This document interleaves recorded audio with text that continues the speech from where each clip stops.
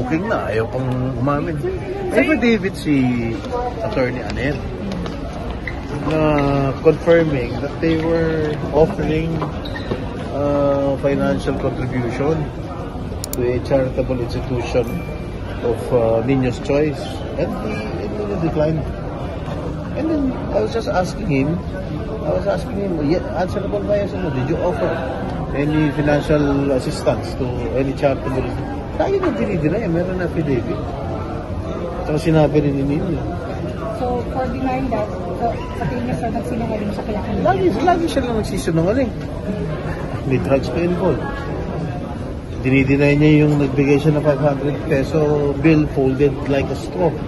Tapos pinahit-hit niya yung bata, pinasingkot niya yung bata. The first time lang nung bata. And there was really sexual abuse. And they kept on denying it. Sir, bakit po si Sir Notice yung isa po, hindi? Hindi naman sasalita isa eh.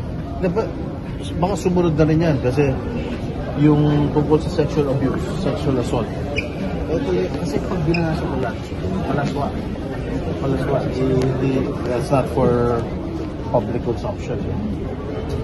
Ito lang ginawa, detalyadong ginawa sa bata. Pero sir, sa executive session, di detalye na ni Sir?